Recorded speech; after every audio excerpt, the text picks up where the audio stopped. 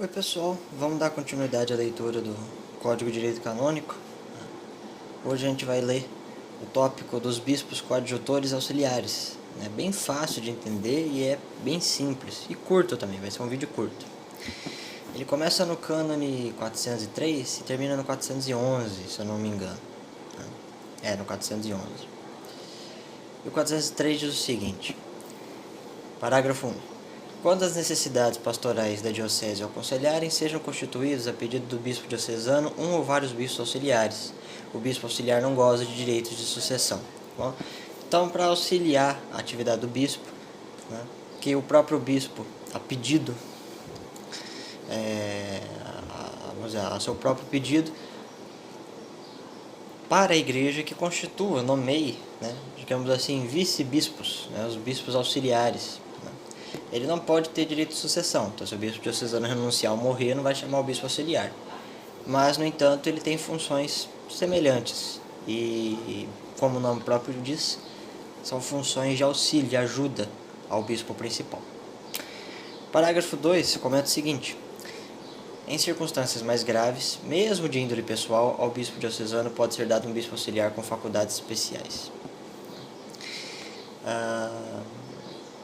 Mesmo se o bispo diocesano não precisar, não concordar que precisa, a igreja pode, no entanto, pensar de maneira diferente e escolher bispos auxiliares.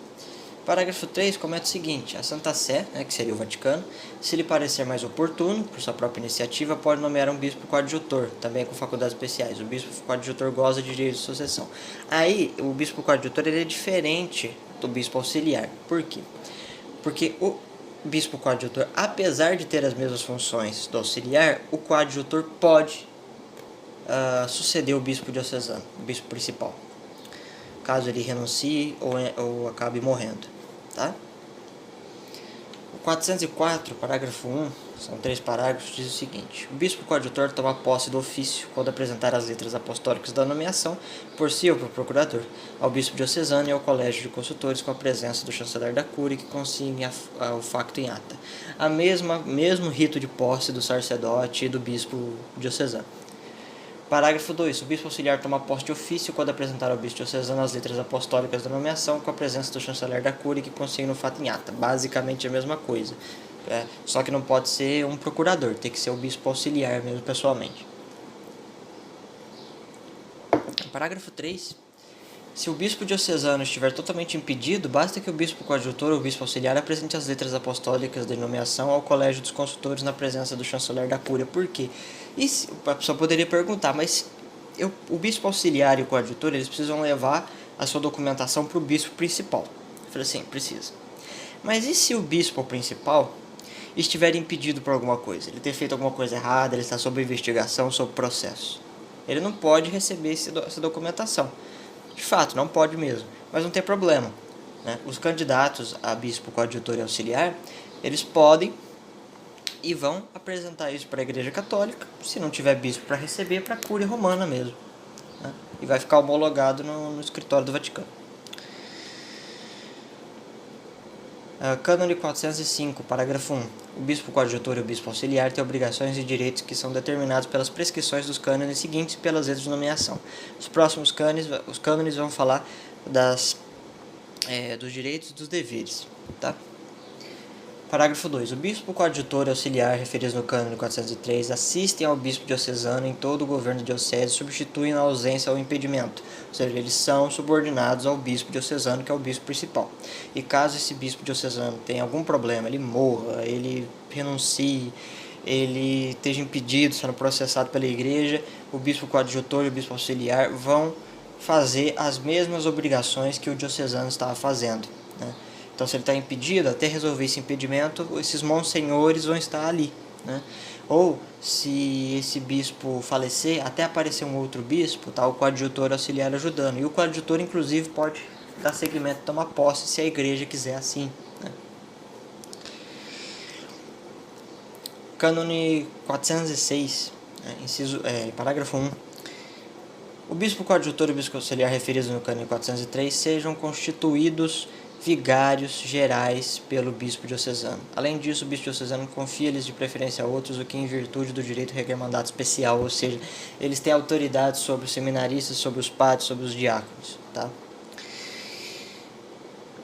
Parágrafo 2. Se nas letras apostólicas não tiver sido determinada outra coisa, e sem prejuízo do prescrito do parágrafo 1º, o bispo diocesano constitua o auxiliar ou os auxiliares, seus vigários gerais, ou ao menos vigários episcopais, dependendo somente de sua autoridade ou da do bispo coadjutor ou do bispo auxiliar, referido no 403. Né? Ou seja, esses bispos auxiliares, eles vão ser uma terceira hierarquia. Primeiro é o bispo diocesano, depois é o coadjutor, e em terceiro lugar são os auxiliares. Bom?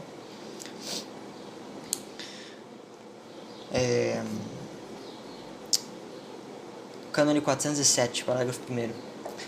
Para que se forme o mais possível o bem presente e futuro da diocese, o bispo diocesano, o coadjutor e o auxiliar referido no 403 consultem-se mutuamente nos assuntos de maior importância.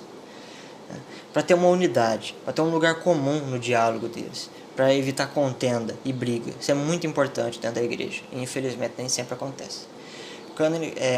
Vamos seguir o 407, agora no parágrafo 2º. O bispo diocesano, na apreciação dos assuntos de maior importância, sobretudo de índole pastoral, consulte os bispos auxiliares, de preferência a outros. Tá? É uma exigência agora, apesar de ser um conjunto de cânones para os auxiliares e coadjutores, também fala um pouco sobre o dever dos diocesanos, seguindo o bloco anterior, o artigo anterior que a gente leu. Porque aqui, né, ele já mostra que o diocesano tem que ter um diálogo bom com o coadjutor auxiliar, né, e ele tem que pedir opinião para os caras, né, tem que ter um diálogo, fundamentalmente, sobretudo.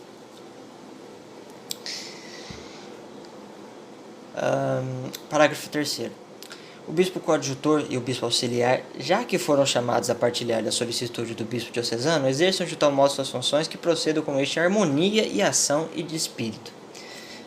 Novamente reafirmando a questão da harmonia na igreja. Cânone 408, parágrafo 1º. O bispo coadjutor e o bispo auxiliar são impedidos por justo motivo. O bispo coadjutor e o bispo auxiliar, não impedidos por justo motivo, justa causa, estão obrigados, todas as vezes que tiverem sido solicitados pelo bispo diocesano, a realizar os pontificiais e as outras funções a que o bispo diocesano está obrigado. Então, se o bispo diocesano vai lá na cidadezinha de tal, rezar uma missa, porque eu não posso. O bispo auxiliar e coadjutor tem que ir. Parágrafo 2º. O bispo diocesano não confia habitualmente a outro os direitos e as funções episcopais que o bispo coadjutor ou o auxiliar puderem exercitar. Então, assim, antes do bispo diocesano chegar para um diácono, para um padre e pedir ajuda, ele tem que confiar primeiro essas atividades de ajuda aos outros bispos. Né? E aí depois, se não resolver, aí ele vai descendo a hierarquia, você está entendendo? Mas não pode pular etapas da hierarquia a gosto pessoal. Né? A hierarquia não pode morrer, né, à custa dos desejos particulares. Parágrafo 2º. O bispo diocesano não confia habitualmente a outros direitos e as funções episcopais que o bispo coadjutor ou custódio puder exercitar. Que eu acabei de ler. Né? Cânone 409, parágrafo 1º. Vagando a sé episcopal, renunciou o bispo, morreu o bispo. Aí vem o cânone 409, para falar o que vai acontecer. O bispo coadjutor torna-se imediatamente bispo da diocese para a qual foi constituído, contanto que já tenha tomado posse legitimamente. Vai subir o bispo. Né? Parágrafo 2º. Vagando a sé episcopal, o bispo auxiliar, se outra coisa não tiver sido ordenada por autoridade competente, enquanto o novo bispo não tiver tomado posse da sé, mantém todos e apenas os poderes e faculdades que tinha com a sé plena, antes dela ficar vaga, como vigário geral ou episcopal. Mas, se não tiver sido designado para o munus de administrador diocesano, exerça o seu mesmo poder, conferido pelo direito sob a autoridade de administrador diocesano que preside o governo da diocese. O bispo auxiliar ajuda a administrar a igreja no momento de plenitude e, sobretudo, quando a sé está vacante, quando não há bispo sobre a diocese. Vale lembrar que todos os bispos respondem ao arcebispo da arquidiocese. E por sua vez aos cardeais e por sua vez ao Papa. Cânone 410. O bispo coadjutor e o bispo auxiliar, tal como o próprio bispo diocesano, tem a obrigação de residir na diocese. dela não se ausentem, a não ser por breve tempo, exceto por motivo de cumprimento de um dever fora da diocese ou por motivo de férias, que não se prolonguem por mais de um mês.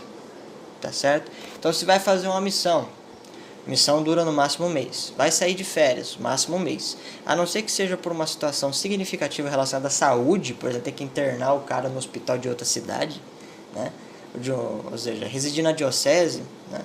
São todas as paróquias que compõem a diocese. Mas vamos supor que o cara precisa fazer um tratamento para câncer, ele vai fazer num outro estado. Né?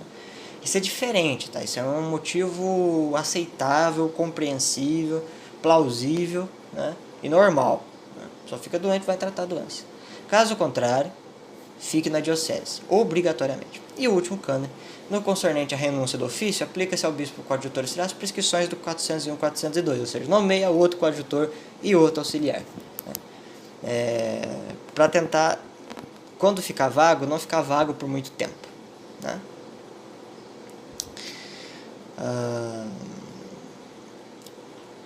E aí os próximos tópicos, a gente vai tratar de um assunto muitíssimo importante nesses pontos de hierarquia da igreja, né? A gente viu as ordens administrativas gerais, e a gente está lendo aí já tem alguns meses aí a constituição hierárquica da igreja, né? E a gente vai falar agora da sé vaga e da sé impedida, tá certo? Vai até o 430. Né? Isso é muito importante estudar esse tópico.